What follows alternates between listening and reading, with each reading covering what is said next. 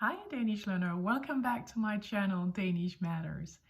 I'm Tina Bakker, your Danish friend and tutor.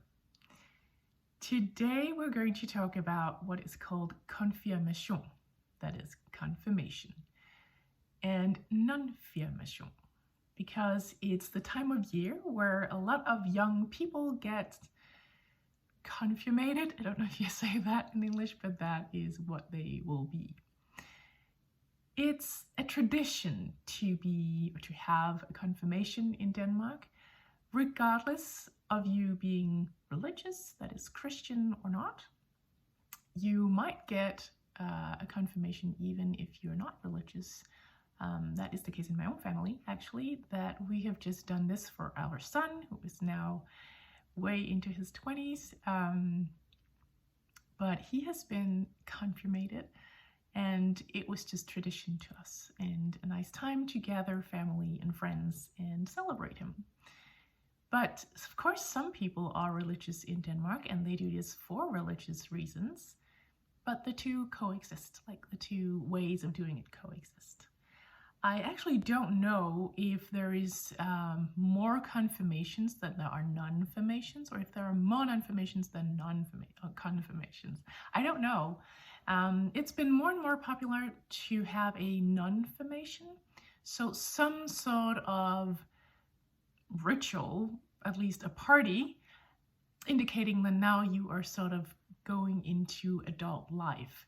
Of course, in many cultures all over the world, there are traditions like that you sort of have to mark. This is now that you enter the adult life, you enter adulthood in some way.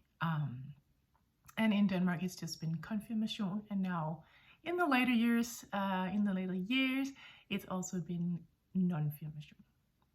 So regardless, it's a lot about a party and presents. But let's just take a little step back and unwrap this first, because before you can actually have your party, you need to take classes with a priest. And I don't know for how long, I don't remember for how long. I used to do this myself. My son had to do it as well. I'm not sure anymore for how long it is. But you go to classes with a priest and you learn about the Bible and what Jesus said and lots of different things that go on in the church in order to, you could say, know your roots better. So that's what they do for a while, these young people, if they have decided and their parents have decided that they should have a confirmation. And then what is included in that is also that they have to go to service.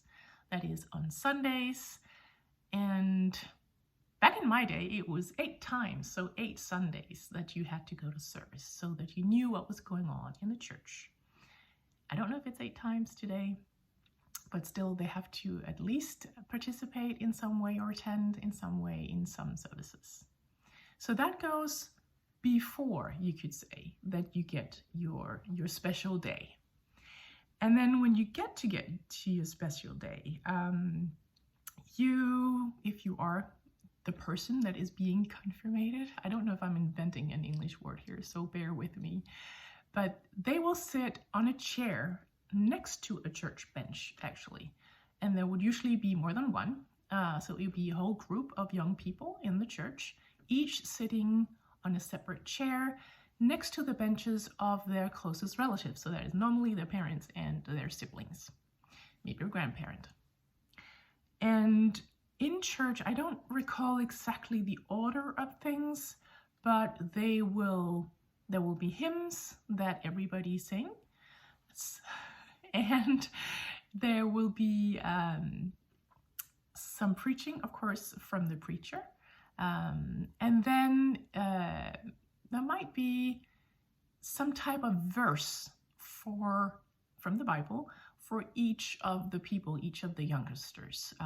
And they will be seated close to the altar. So they would have left their chair next to the benches, next to their closest relatives, and they will then go and sit by the altar, like in front of the altar, and they will have the communion, and the priest will then say some words to each of them. And sometimes that is a personal verse, often. And then after church, you will then go outside and everyone will be there to greet them, just like if it's a wedding. So you will greet them and you will congratulate them. And in Danish, that is tillykke, tillykke.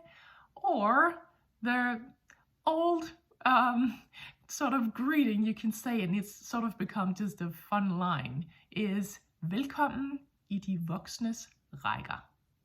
So welcome in the rows, the lines of the adults. So welcome to adulthood. That is what it means. Velkommen I de voksnes rækker. So that is the only time that we will say something like that to someone because they're young and now they're sort of entering adulthood. Now, what I forgot to mention is that girls will be, if it's a traditional confirmation, right? They will be wearing a white dress, white shoes, nice looking clothes, and the boys will be wearing some type of suit. But of course, these days, you never know. Anyone getting confirmated, they can wear anything they like. So it will definitely be of all sorts of things. But the traditional way is white dresses for the girls and some sort of suit for the boys. And then there is the party. And when you go to such a party, of course, there's a lot about the food. It could be a buffet, which is called buffet.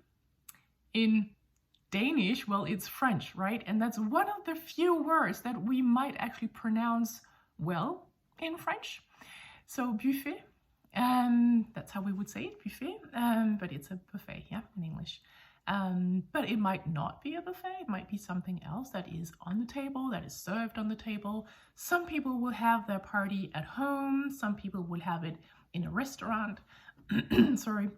Some people might sit in the garden or in other nice outdoor place. Depends on the weather. And you actually never know about the weather, right? So often we would have some type of possibility for escape indoors if something happens out there. So if it's raining or if it's very windy or something like that. So, but those are sort of the possibilities at home or out in the restaurant. And there will normally be a seating plan. So you will, as a guest, you will be seated at a special place. That will be little cards indicating your name. And then you'll have to sit next to and across from whoever that the host family have chosen for you to sit next to. And that is where you will be seated. So you will have conversations with whoever is there. Often the closest relatives will be closely seated to the guest of honor. Yeah, Konfirmation, that is the word. Whether it's a boy or a girl. Yeah, so it's the same word for each. Maybe back in the day it was called Konfirmation, I think. But today it's just Konfirmation. Yeah. Their special day. Yeah, just checking my notes. And then there is, of course, the presents, which is very important to this guest of honor. So all the guests, they will bring a present each or from each family. Often their confirmant would have sent out in a good time a list with wishes. And it can be lots of different types of wishes. Often for a confirmation, that is for a confirmation, it would be of the more expensive kind. But that is, of course, relative. What is expensive? Lots of youngsters will get maybe trips to a foreign country, or maybe a new computer, maybe several thousands in kroner. It's very popular to get money, at least from your closest relatives. Other people, like not as close or friends, they can give what I would call a normal present, which is also relative. But maybe this is my guess, right? It's very relative, but maybe 300 to 500 krona, something like that. That would be considered a normal present. I mean, in my perspective, but again, this is very, it varies, of course. And of course, you can look at the wish lists and see what fits your wallet, we would say, yeah? So look at that, and then you can buy a present. Some people, they would actually write a card and congratulating their confirmant, and they might actually at the bottom of the left page, if you open up the card, you will have the text on the right, and on the left, you might note at the bottom corner, left corner, you might note what you're actually giving as a present. It could be money, it could be, I don't know, something else that they have wished for. You write that there because there will be someone in charge, which is not konfirmanden, yeah, which is not the guest of honor, which is usually not one of the parents either, but someone else in charge of noting down what this person got as a present. And I'll get back to that in a minute. Yeah. So it's a good idea to do that. You're not, I mean, maybe you're a little like spoiling it a little bit, but still, I mean, konfirmanden does get your present. Yeah. So that is normally what happens. Usually you would have the food first, and then the presents will be later in the evening. Often this is in the evening. That's another thing, that either you will be invited for a dinner at night or for lunch, but either way, often presents is like way into the evening. And during the meal, actually I forgot to say, there might be speeches and songs. Yeah, so there's no best man, right? There is no father to the bride or anything like that, but there are the parents, and they might have made a speech, or they might have made a song, or both, maybe. And the speech or the song is often, I mean, you're in a country with a lot of humor, a lot of sarcastic and like humor and a lot of irony. So it might be a little humorous, and it might be lots of teasing, and maybe with little annoying details about their childhood of konfirmanden, yeah, just to embarrass them a little bit, just for the fun of it. There might be photos put up or videos to show sort of what have been going on throughout their life until now. Often your confirmation would be when you were 14, something like that. So little details from your life in a teasing way, but also in a very praising way. There's lots of praising also. So that could be the parents that do that, but definitely also aunts and uncles or cousins, or some people do little fun things, like they might bring little items. Maybe they actually gift them as a present, or they just make fun with something that they brought, or maybe they do a little game of something that people have to participate in. It differs from party to party, of course. Yeah. There might be dancing as well at the party. Some people like that, some people don't like that, so it depends. And often these parties, they go way into the night. It's not uncommon that people leave the party at 1 or 2 o'clock at night, maybe even later. There's also something that we call natmad, so evening food or night food, maybe that would be a better term. And that is a lighter meal. It could be soup with bread, or like little things that you can eat, because you get hungry when you've been, like, it's been a long time since you had dinner.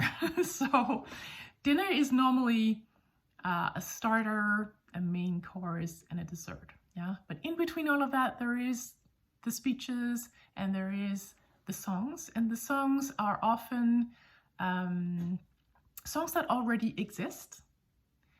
But so you know the melody. It should be a song. You choose a song. If I were to write a song, I would choose a melody that I expect most people to know. But then I would take away all the verses and I would write my own verses so that they fit the song. That is, that they rhyme with the song in the way that the song would have done as well. So there's lots of that in Danish culture also for weddings and other parties. Yeah, so now you know. If you're not close, you don't have to do this. You don't have to do a speech. You don't have to do a song. You don't have to make a song. But the closest ones, they might do that. And you're expected to participate. That is, you listen if someone is making a speech. It's also normal that you stop eating. Some people continue, but it's actually very polite to stop eating and listen. And some speeches go on a little bit too long. And not all people who make a speech are that good at it. So you will have a variety of family members and friends doing speeches. Some are good, some are not that good. That's just family life. That's just how it is at Danish parties. Same thing goes with the songs. Not all people are great at making songs. We try to sing them anyway. It is the thought that counts, right? Det er tanken, der tæller. That's what we would say in Danish. Yeah, so that is what we do at the party. And then, of course, there's lots of talking. Normal chatting, and just being happy and celebrating. And yeah, it's nice. And usually it's in the springtime. So it's hopefully a nice sunny day. You never know. But other than that, we would just... if it's not, we would just laugh. And yeah, well, it's raining. And so we were still celebrating. We're still happy. So yeah, I guess this is actually it for now. Oh yeah, one thing I wanted to get back to. When this whole party is over, the confirmant is supposed to write thank you cards to each guest or each family from whom they have received a present. And that is when this list from the person in charge is very handy, because you don't always remember what you got from whom. Yeah, it's of course varied if you have lots of guests or not, but usually a confirmation in Konfirmation would be with a larger amount of people than just your closest relatives. So you might be a lot of people, at least in Danish context, lots of people. So maybe 20, maybe 30, maybe 40, maybe 50 people, maybe even more. Yeah. So it can be a little bit tricky to remember what you got from whom. Yeah. So it's great with this little list that you can stick to, and you can say, okay, so from Louise and Hans, I got a nice ring, and I will write the card. It is usually in handwriting. So think about that when you invite your guests, yeah? How many do you want to write back to? But the confirmant is expected to do that within reasonable time. I don't know, a couple of weeks, 3 weeks, maybe a month. Maybe that's a little bit too long, but yeah. And then you have to send all those cards to all who have attended your confirmation, yeah? In order to say thank you. I think this is it. Of course, you can Google your way to lots of different things about Konfirmation and nonfirmation. Nonfirmation parties are just the same. It's just the church bit that they don't have. So you will now know about that as well once you've watched this video, which you have now. So I hope this helps at least. And if not, then if you want more details, Google more. I just thought it would probably be a little nicer that someone explained it to you on a video. So I hope that you got something out of this. I just want to remind you, if you want a Danish course with me, you can write to tina@danishmatters.dk. And I hope that you enjoy the Danish culture and that you learn from it, because it's not just about learning the language when you're in Denmark, right? It's also about learning the culture. So there's more coming up on this channel, so stay tuned. But still, I would like to end this with happy Danish learning.